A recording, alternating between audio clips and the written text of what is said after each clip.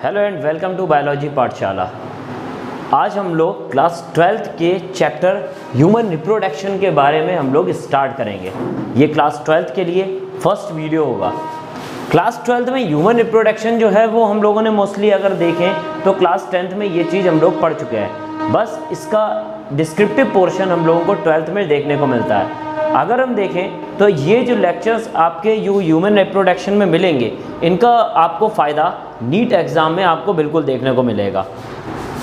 जब भी हम लोग चैप्टर को कवर करेंगे पूरा, तो हाफ वीडियो में जैसे हम लोग देखें कि कुछ टॉपिक्स कवर होंगे, 3 वीडियोस के टॉपिक्स कवर होने के बाद में आपसे 3 वीडियोस से रिलेटेड जितना भी क्वेश्चंस बनते होंगे, जितने भी MCQs होंगे, वो आपको एक आज न्यू टेलीग्राम चैनल भी बनेगा, उस पर आपको पोस्ट कर दिए जाएंगे। तो अब हम लोग टॉपिक के बारे में डिस्कस करना स्टार्ट करते हैं। ह्यूमन रिप्रोडक्शन में अगर हम देखें तो ह्यूमन एक कैसा एनिमल है? डायोसियस एनिमल है। मीन्स डायोसियस क्या है? डायोसियस मीन्स होता है सेक्सेस आर सेपरेटेड, मेल अलग होगा और फीमेल आपको अलग ऑर्गेनिज्म में देखने को मिलेगा।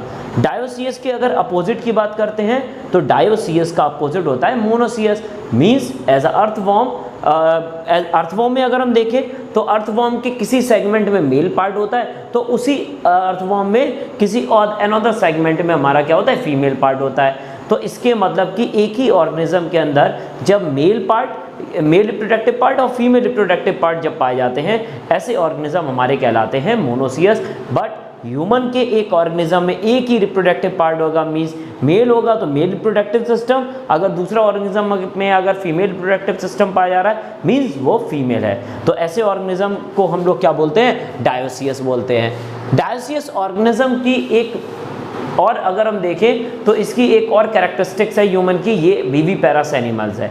What is viviparous animal? Viviparous are those animals who gives a birth to a child.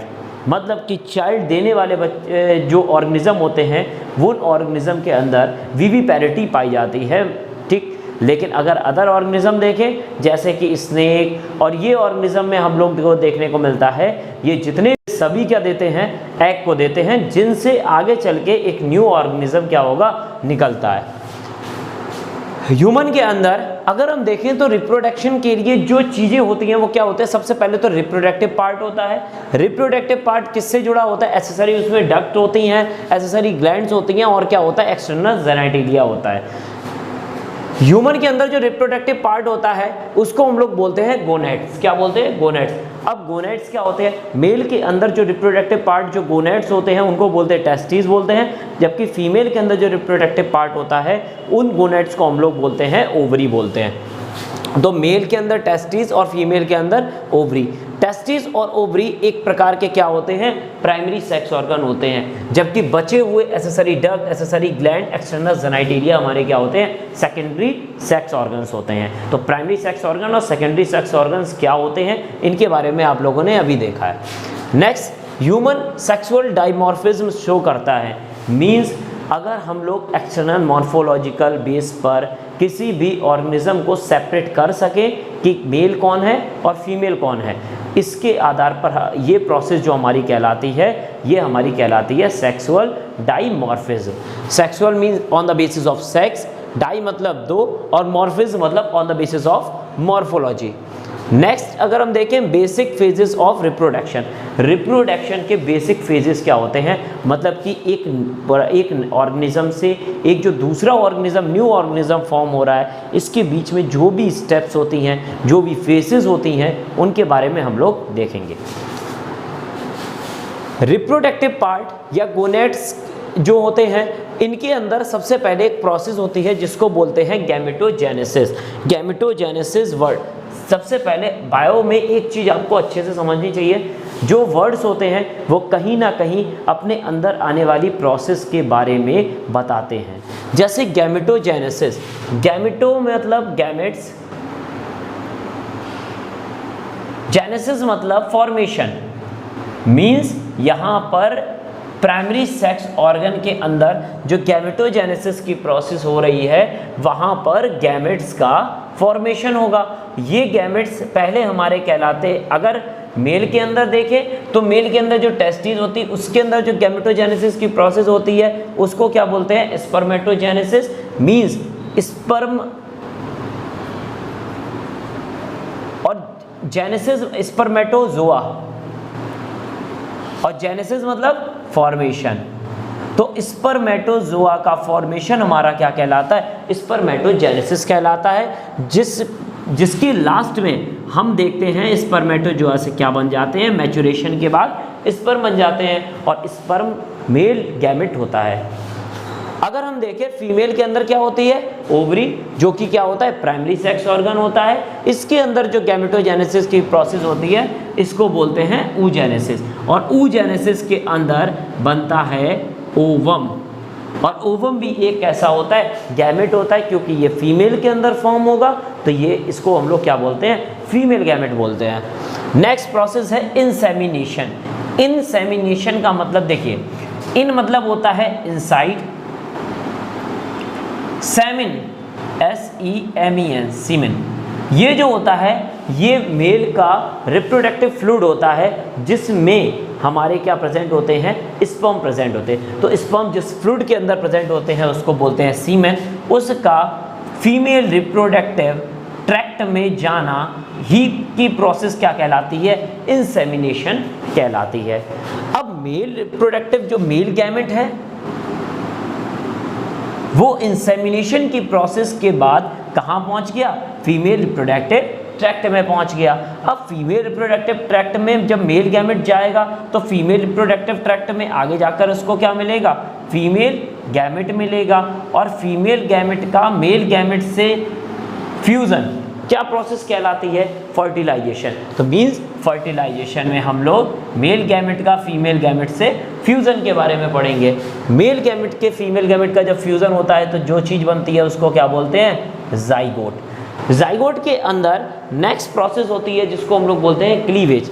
Cleavage क्या होता है, rapid mitotic division. Rapid mitotic division मतलब कि एक छोटे से जाइगोट, जाइगोट होती क्या है, एक ऐसी सेल जिसके अंदर क्रोमोसोम नंबर कैसे होते हैं, डिप्लॉइड, और इससे एक न्यू चाइल्ड का फॉर्मेशन होगा। मीन्स एक छोटी सी सेल एक कितने बड़े बच्चे को बनाती है, तो कहीं ना कहीं इसमें क्या होंगे, डिवीजन होंगे। क्या होंगे, डिवीजन होंगे। कैसे डिवीजन होंगे, माइटोटिक डिवीजन होंगे। और कैसे होंगे, बार बार होंगे। तो रैपिड रेगुलर माइटोटिक डिवीजन जब होते हैं जाइगोट में तो ये प्रोसेस हमारी क्या कहलाती है, क्लीवेज कहलाती है।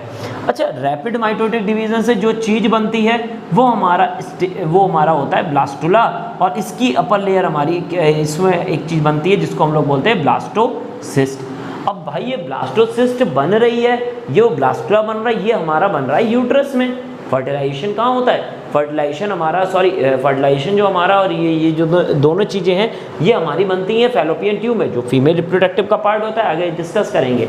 अब लेकिन हम लोगों ने जाना है कि जो बच्चे होते हैं वो अपने माँ के गर्भ में होते हैं, और माँ के गर्भ में इसके मतलब कि गर्भ को यूट्रस बोलते हैं। तो वहाँ से वहाँ तक यूट्रस में जब कोई भी ये जो ब्लास्टोसिस्ट होता है ये जाकर क्या हो जाता है, अटैच्ड होता है।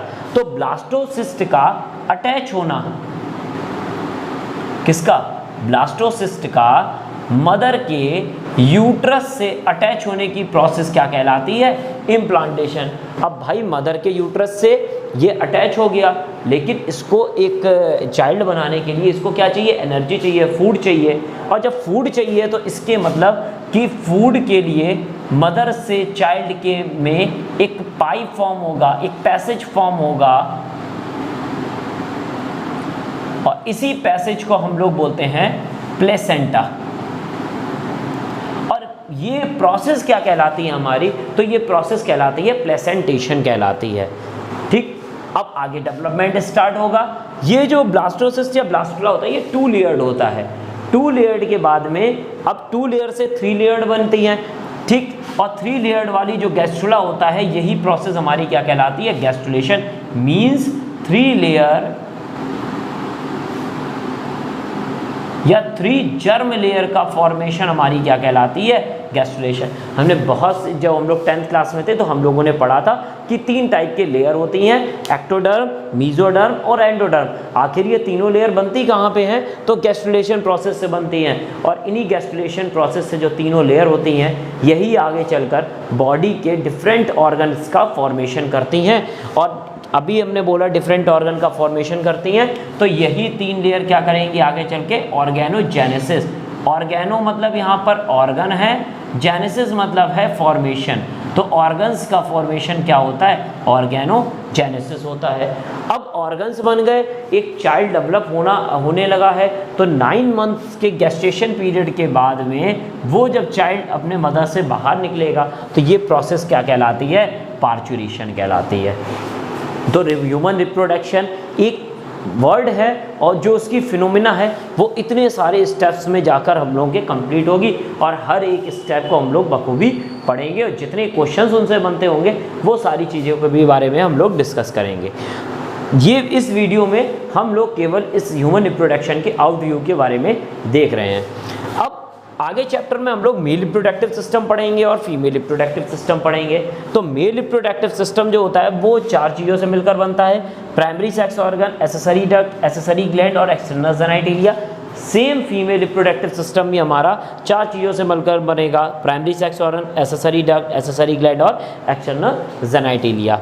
अगर हम देखें तो मेल रिप्रोडक्टिव सिस्टम का जो प्राइमरी सेक्स ऑर्गन होता है उसको हम लोग क्या बोलते हैं? टेस्टिस बोलते हैं। क्या बोलते हैं? टेस्टिस बोलते हैं। और ये टेस्टिस एक पाउच में होती हैं, जिस पाउच को क्या बोलते हैं? स्कॉटम। मीन्स दोनों टेस्टिस एक पाउच में होती हैं जिसको स्कॉटम बोलते हैं। लेकिन क्योंकि राइट अलग होती है, लेफ्ट टेस्टिस अलग होती है, तो राइट अलग पाउच में होगी और लेफ्ट अलग पाउच में होगी, बैग में होगी, और जिसको हम लोग बोलते हैं स्कॉटल सैक। एक टेस्टिस यहाँ पर, एक टेस्टिस यहाँ पर, तो ये दोनों हैं स्कॉटल सैक। लेकिन स्कॉटल सैक जिस बैग के अंदर होते हैं उसको बोलते हैं स्कॉटम। सबसे ज़्यादा बच्चा यहीं पर कंफ्यूज होता है कि स्कॉटम और स्कॉटल सैक आखिर होते क्या हैं।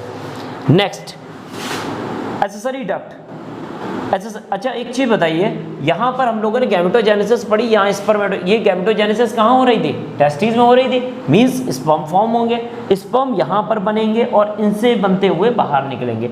तो ये डक्ट होती है जो स्पर्म को निकालने के लिए बनती है, और इस डक्ट के कई सारे पार्ट होते हैं। टेस्टिस से जो निकलेगा वो ट्यूबुली रेक्टी, ट्यूबुली रेक्टी से स्पर्म कहाँ पहुँचेगा?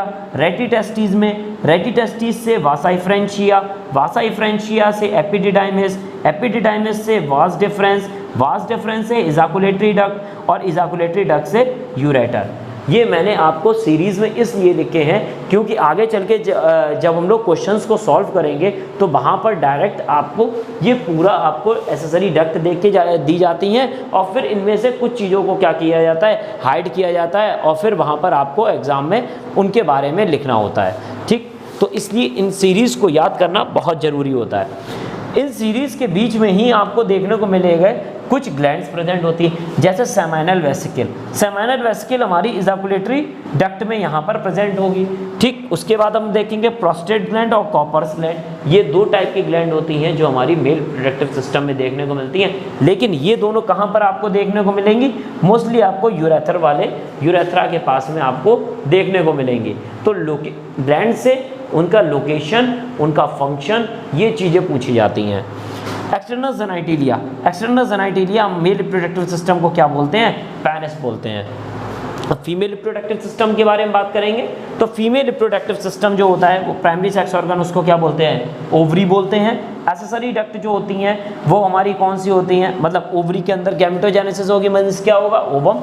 ओवम यहाँ से निकलेगा, कहाँ जाएगा? फैलोपियन ट्यूब, फैलोपियन ट्यूब से यूट्रस, यूट्रस से यूट्रस में जाकर जो है वो ये प्रोसेस स्टार्ट हो जाएंगी। बाकी जो पार्ट होते हैं उनको सर्विक्स और वेजाइना बोलते हैं। एक्सेसरी ग्लैंड 2 टाइप की होती हैं, एक बर्थोलिन ग्लैंड और मेमरी ग्लैंड। एक्सटर्नल जेनिटलिया जिन पार्ट से मिलकर बनता है वो हमारा हाइपमैन, वेस्टिबुली, लेवियस मेजर और लेवियस माइनोरा। ठीक, तो ये जो पार्ट्स थे वो फीमेल रिप्रोडक्टिव सिस्टम के थे। नेक्स्ट वीडियो में हम लोग मेल रिप्रोडक्टिव सिस्टम के बारे में डिस्कस करेंगे और वहाँ से जानेंगे किस तरीके से मेल रिप्रोडक्टिव सिस्टम होता है, क्या टाइप्स होते हैं उसके, किस तरीके से कहाँ पर क्या चीज़ होती हैं। Thank you very much.